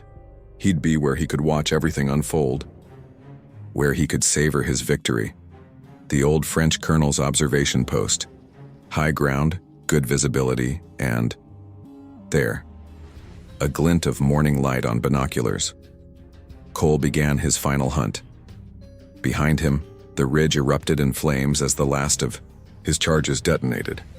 The sound of combat grew more distant as Santiago and Quan drew off the main force. Now it was just 2 ghosts, circling each other in the dawn light. 2 men who'd turned themselves into monsters for the sake of victory. Cole chambered around. Time to see which monster would survive the morning. Cole found Bao exactly where he expected, in the old French observation post, watching his world burn. The colonel stood with his back turned, hands clasped behind him, as though admiring a sunset rather than the destruction of a village. "Did you know," Bao said without turning, "that the French commander who built this post died here? Not in battle, he simply stayed too long, became too much a part of this place." Now he turned, his eyes finding Cole's in the smoke-filled dawn. "Like us." Cole raised his pistol, but Bao's smile stopped him. "Ah, Captain, after everything we've become, would you really end it so impersonally?" With deliberate slowness, Bao drew a knife, old steel, worn with use. He placed his sidearm on the ground and kicked it away. "The ghosts we've created deserve better, don't you think? They deserve to see what kind of monsters spawn them." Cole felt the weight of his pistol. 7 rounds. Guaranteed kill. The tactical choice was clear, but Bao was right. This had stopped being about tactics long ago. The pistol clattered to the ground. Cole drew his own blade. Standard issue, but it had tasted enough blood to earn its keep. Finally, Bao's smile widened. "You embrace what you are." They moved at the same time, blades catching the red dawn light. The first exchange was lightning fast. Probe and counter, each man testing the other's defenses. Cole's broken ribs screamed as he twisted away from a slash. Bao fought with the precision of a man who'd learned knife work in the streets, not in training camps. Each movement was economical, deadly. "You see," Bao's voice was almost gentle as they circled. "We are the same, you and I. Men who learned to become monsters because our wars demanded it." Their blades met again, sparks flying. Cole felt blood running down his side, a cut he hadn't even felt, but he'd marked Bao too, a long slice across the colonel's forearm. "We're nothing alike," Cole growled, but even as he said it, he saw the lie. The way they'd both turned fear into a weapon. The way they'd sacrificed others for their causes. The fight carried them across the observation post. Below, the sounds of battle were fading as Santiago and Quan led their desperate retreat. The village burned, smoke turning the morning sky into twilight. Bao pressed his attack, using Cole's injuries against him. "How many men have you killed, Captain?" "Not in battle, in the dark, in the quiet moments when you could have shown mercy." Cole countered, his blade finding flesh, but Bao seemed not to feel it. They were beyond pain now, beyond the normal limits of flesh and bone. "How many ghosts do you see when you close your eyes?" The question hit harder than any blade. Cole saw them all, every soul he'd sent into darkness. Not just during this mission, but all the others, all the times he'd chosen the monster over the man. His hesitation cost him. Bao's knife slipped through his guard, biting deep into his shoulder. Cole staggered, fell. "Captain," Santiago's voice, distant but clear. His friend had worked his way back, was watching from somewhere below. "Finish it." Bao stood over Cole, blade raised. "Your man is right, finish it. Prove once and for all what you've become." But another voice cut through the smoke. Quan's. "Sir, you're not him. You're not what he thinks you are." Cole looked up at Bao, really looked at him. Saw not just his enemy, but his reflection. A man who'd walked so far into darkness he'd forgotten there was ever light. The next movement was pure instinct. Cole rolled, swept Bao's legs, brought his knife up, and stopped, the blade a hair's breadth from the colonel's throat. Bao laughed, blood staining his teeth. "You can't do it, can you? Even now, some part of you clings to humanity." "No." Cole's voice was steel. "I can do it, I choose not to." "Then you choose death. For yourself, for your men, for all those villagers you tried to save." "Maybe." Cole didn't move his blade. "Or maybe I choose to show you what a real monster looks like, one that can hold a knife to your throat and still be human enough to spare you." For the first time, uncertainty flickered in Bao's eyes. The moment stretched, balanced on a knife's edge. Below, Santiago and Quan waited, weapons ready. The village continued to burn, and two men who'd turned themselves into legends stared into each other's souls. Then Cole saw it, the slight tensing of Bao's muscles, the shift of weight that meant he had one last blade hidden. The knife moved. Red bloomed across Bao's chest. "You see," Cole whispered, as his enemy's eyes widened in surprise. "The difference between us isn't that I can kill, it's that I can choose not to. Right up until the moment you force my hand." Bao's last laugh was wet with blood. Perhaps that makes you the greater monster after all." He died with that same enigmatic smile, leaving Cole to wonder if, in the end, either of them had truly won. The knife fell from Cole's numb fingers as Santiago and Quan reached him. Behind them, the observation post began to collapse, weakened by the morning's bombardment. "Sir," Quan's voice was soft, "the villagers, some of them made it, thanks to you." But Cole wasn't listening. He was watching the sunrise through the smoke, seeing how it painted everything the color of blood. Some stains, he knew, would never wash away. "You think killing me ends anything?" Bao's blood pooled around Cole's boots as the colonel's life ebbed away. "I am but one ghost in these jungles. There will be others. Always others." Cole watched the light failing in his enemy's eyes, his knife still red with the kill. Around them, the observation post groaned. The morning's battle had weakened its foundations. Soon it would collapse like everything else in this war. "Cap." Santiago's voice was weak. The firefight had reopened his wounds. "We need to move. His forces won't stay scattered long." But Cole couldn't look away from Bao's face, from that knowing smile that seemed to mock him even in death. The colonel had forced his hand, had chosen to die rather than surrender. Yet somehow Cole felt that Bao had won something in that final moment. "Sir?" Quan touched his arm, her voice gentle but urgent. "The chemical weapons teams, they're regrouping. Without Bao's direct control, they might just gas everything, including their own people. That snapped Cole back to the present. He surveyed the battlefield through the observation post's broken windows. Smoke rose from a dozen fires, but through the haze, he could see Viet Cong units consolidating, looking for leadership. "They're lost," Santiago observed, propping himself against a wall. Bao was their anchor. Without him, he coughed, and fresh blood stained his bandages. Cole finally stepped away from Bao's body. "No, they're worse than lost. They're scared. And scared men with chemical weapons will try to prove themselves," Quan finished. "Show they're worthy of following in his footsteps." A distant explosion emphasized her point. Through his stolen radio, Cole could hear the confusion in the enemy ranks. Officers arguing over who took command, units requesting orders that never came. "Cap." Santiago's voice was barely a whisper now. "What you did, killing him like that, it's what had to be done." But Cole heard the question in his friend's voice. The uncertainty. Santiago had watched him hold that knife to Bao's throat, had seen him choose the moment of the kill, not in rage, not in self-defense, but with the cold calculation of a man who'd learned to wear death like a second skin. "Was it?" Quan asked softly. "Or did we just create 100 new Baos? Men who'll remember how their commander died and spend their lives trying to prove they can be more brutal, more ruthless?" The observation post shuddered again. Below, the first chemical rounds began to fall, scattered, uncoordinated, but deadly all the same. The Viet Cong troops were using their worst weapons simply because they could, trying to fill the vacuum Bao's death had created. "We need to get the villagers out," Cole said, already moving toward the stairs.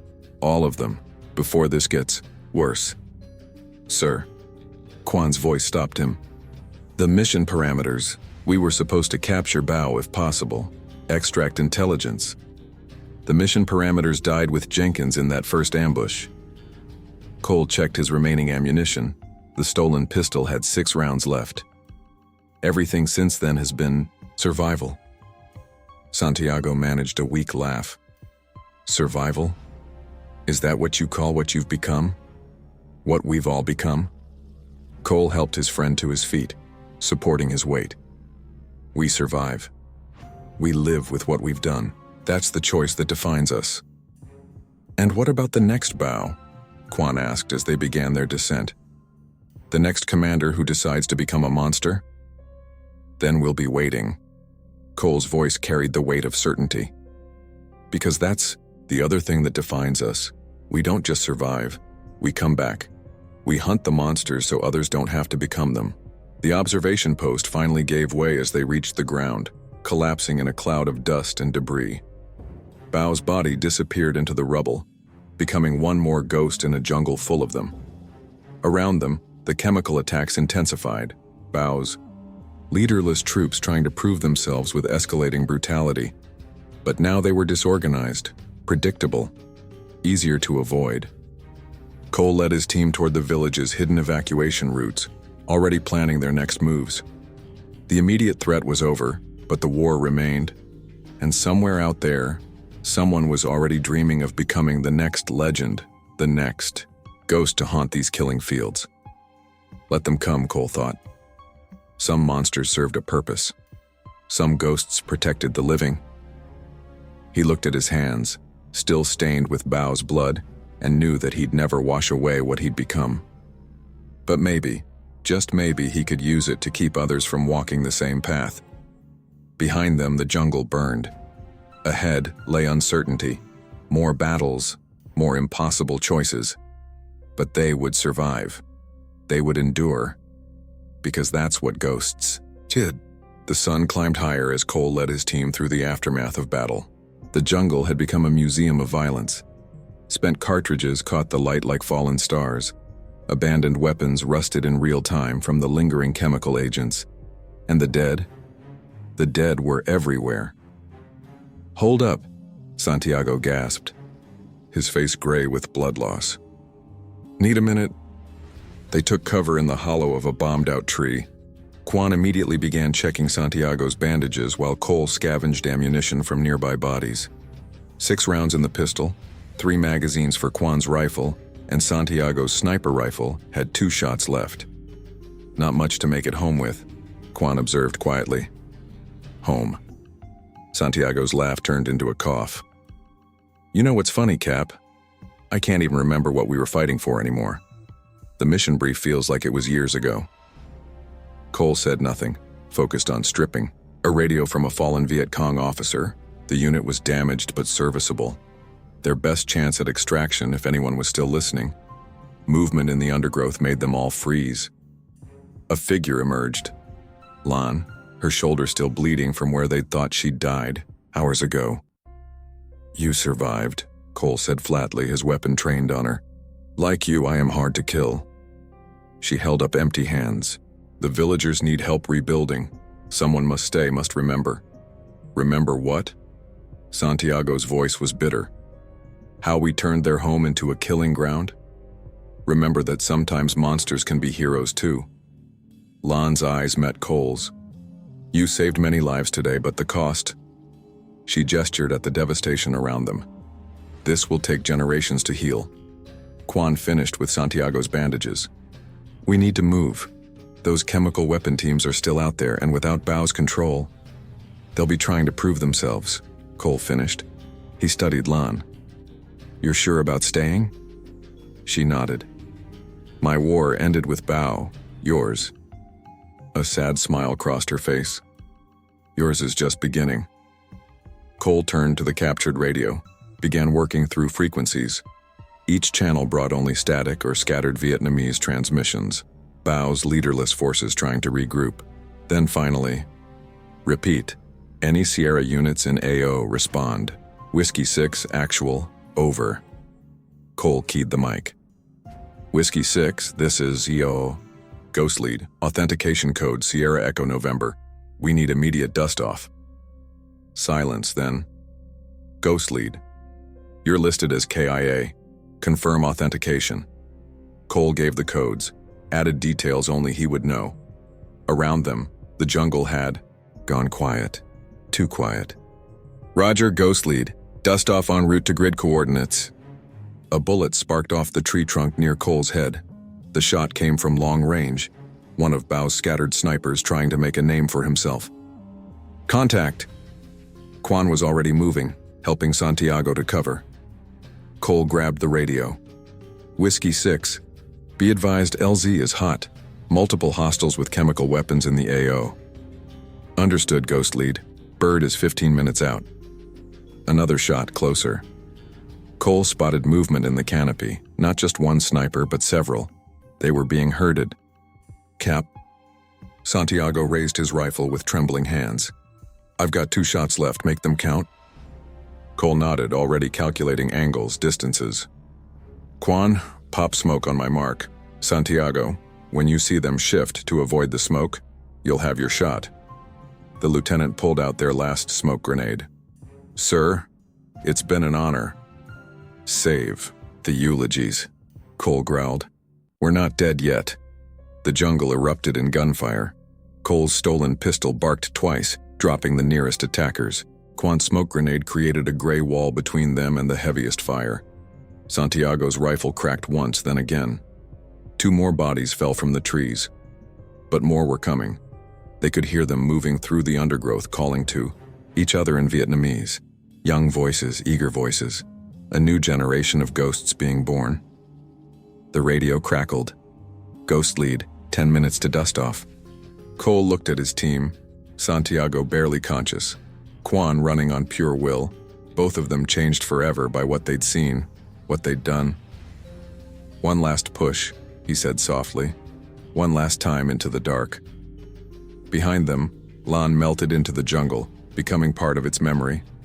Ahead lay uncertainty, violence, and maybe, just maybe, a way home. But as Cole led his team toward the extraction point, he wondered if any of them would ever truly leave this place. The jungle had marked them, changed them. They'd become part of its story, its legacy of ghosts and monsters and heroes who were sometimes both. The helicopter's distant thrum began to build, a promise of escape, if they could survive 10 more minutes in hell. The extraction zone was a natural clearing, hardly bigger than a tennis court, perfect for a quick pickup or a perfect kill box. Cole knew both possibilities were equally likely as he led his battered team toward salvation. The helicopter's thrum grew louder, mixing with another sound, multiple engines, vehicle movements on the nearby road. "NVA reinforcements," Quan whispered, helping Santiago limp forward. They must have monitored the radio frequencies. A rustling behind them made Cole spin, weapon raised. One of the villagers they'd thought they'd left behind emerged from the foliage, Mai's grandson, barely 17. His hands were raised. "Please," the boy said in broken English. "My grandmother, she sent me to help." Something in Cole's combat-honed instinct screamed warning, but there was no time to debate. The NVA vehicles were getting closer. "Stay close," Cole ordered, "and stay quiet." They moved as one unit, Santiago's labored breathing marking their pace. The clearing was just ahead. They could see hints of sky through the canopy. That's when Cole heard it. A click. Not a weapon, a radio handset. He spun just as the boy raised a compact transmitter to his lips. Vietnamese syllables tumbled out in a rushed whisper. 3 of them. Wounded. Clearing ahead. Santiago's rifle barked once, its final round finding its mark. The boy fell, the radio clattering away into the undergrowth, still broadcasting. "Damn it," Santiago wheezed, his weapon now empty. "Should have seen that coming." The jungle erupted. The NVA weren't bothering with subtlety now. Vehicle-mounted weapons opened up, saturating the area with fire. Above, the helicopter's distinctive whine took on a new urgency.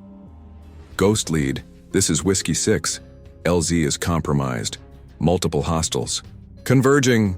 Cole keyed his radio. "Hold position! We're almost there!" They sprinted for the clearing, enemy fire cutting through the vegetation around them. Santiago stumbled, would have fallen if Quan hadn't caught him. "Leave me," he gasped. "I'll just slow." "Shut up and move," Quan growled, her CIA polish cracking completely. "I didn't spend 3 days in this hell just to lose you now." They burst into the clearing as the helicopter descended, its door gunner already engaging targets. But the NVA were pressing from all sides now, and among them, Cole could see them clearly, were Bao's former chemical weapons teams, their specialized rifles loaded with gas rounds. 30 seconds, the crew chief shouted over the roar of the rotors. Cole's stolen pistol had 3 rounds left. He made each one count, dropping the nearest attackers. Quan's rifle clicked empty, and she switched to her sidearm. That's when Santiago laughed, a wet, terrible sound. "Hey Cap, remember what you said about ghosts protecting the living?" Cole saw it in his friend's eyes, saw the decision forming. "Rook, don't..." But Santiago was already moving, shrugging off Quan's support. His empty rifle became a club as he charged toward the chemical weapons teams. "Get to the bird." His voice carried over the chaos. "I'll give you time." "Santiago." Quan's scream was lost in the roar of combat. Cole watched his oldest friend crash into the enemy line like a dying tiger, all fury and final purpose. The chemical weapons team scattered, their carefully aimed shots going wild. "Now!" Cole grabbed Quan, dragged her toward the helicopter. Don't waste his choice. They were almost there when the first gas round found its mark. Santiago's scream cut through the battlefield noise, a sound no human throat should make. More gas canisters began to fall. The helicopter pilot was yelling something about wind patterns, about having to lift off. Cole and Quan reached the skid just as Santiago's voice came one last time through their radio. "Been an honor. Becoming a ghost with you." Then the chemical agents reached him, and the scream that followed would haunt Cole's nightmares forever. They scrambled aboard as the helicopter lifted, enemy fire still tracking them. Through the open door, Cole could see the clearing disappearing into chemical fog. Somewhere down there, his friend was becoming one with the jungle's legacy of phantoms. Quan's hand found his arm. Her face was streaked with blood and tears. "Sir, he chose to become what we all became," Cole finished. "A ghost, a protector." The helicopter banked hard. heading for altitude. Below, the jungle continued to burn, its secrets and shadows claiming one more soul for its endless collection of war stories. Cole stared down at the hell they'd escaped, knowing part of him would never leave that place. None of them would. They'd all become ghosts in their own way.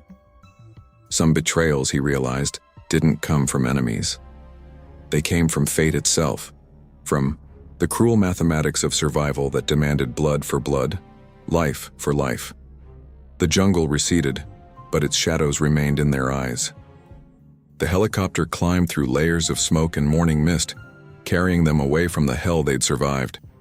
But Cole couldn't tear his eyes from the clearing below, where Santiago's last stand had disappeared into chemical fog. His friend's final words echoed in his head. "Been an honor. Becoming a ghost with you." Something broke inside Cole then. Some last tether to the world he'd left behind. He saw it all with sudden, crystal clarity. The jungle wasn't just a battlefield. It was a living thing. It took men like Santiago, like Bao, like himself, and transformed them into something else, something that belonged to its shadows and secrets. "Sir?" Quan's voice seemed to come from very far away. "What's our next move?" Cole looked at her. Really looked at her. She'd changed so much since that first Halo jump. The CIA analyst was gone, replaced by someone who understood the true cost of war. Someone who'd seen how thin the line was between monster and hero. "Lieutenant," he said softly, "I need you to deliver the intel about the chemical weapons. Make sure command knows what they're dealing with." Something in his tone made her stiffen. "Sir, what are you planning?" Cole checked his gear. The stolen pistol. Empty now. A knife. And the skills the jungle had taught him. Someone has to stay. Someone has to become what Santiago saw in me. What Bao feared. "No." Quan's voice cracked. "Captain, please, we made it out. Did we?" Cole's smile was terrible to behold. "Look at us, Lieutenant. Look at what we became down there. Some of us don't get to go home." The crew chief called out something about heading to base, but Cole was already moving. Before Quan could react, he was at the door. "Sir!" She lunged for him, but caught only air. "Daniel, don't." Cole met her eyes one last time. Tell them the ghost of Khe Sanh found his purpose." Then he was gone, dropping into the mist like a phantom returning to its haunting grounds. Quan's scream followed him down. "Cole!" The fall was endless and instant. The jungle reached up to reclaim him, branches breaking his descent until he landed in a crouch, already becoming one with the shadows. Above, the helicopter's sound faded. Soon it was just him in the jungle, him and the ghosts he'd created, the legends he'd spawned. He moved deeper into the wilderness, feeling it accept him. There would be more battles, more men like Bao who needed to be stopped. More innocents who needed a ghost to protect them. Santiago had understood at the end. Sometimes the only way to fight monsters was to become something they feared more than death itself. The jungle whispered around him, telling its endless stories of war and sacrifice. Now his story would become part of its legend. The American, captain who chose to stay, who became one with its shadows. As the day faded into dusk, Cole disappeared into the deepening darkness. He was no longer Captain Daniel Cole of the U.S. Marine Corps. He was something else now. He was the ghost the jungle had created, and his war was just beginning. CIA Analysis Center, Saigon. 6 months later, Lieutenant Hannah Quan stared at the growing stack of reports on her desk. Each one told a similar story, whispered in fear, by captured Viet Cong, passed along by village informants, radioed in by confused American patrols.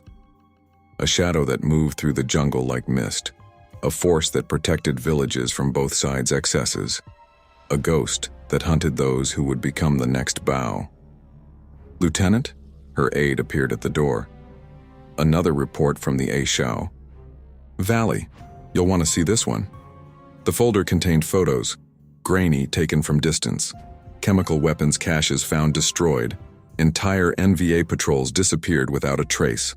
And always, always, that signature. Bodies arranged to tell a story, to send a message. Ma'am? The aide hesitated. The general wants to know if these incidents are related to what happened 6 months ago. To Captain Cole.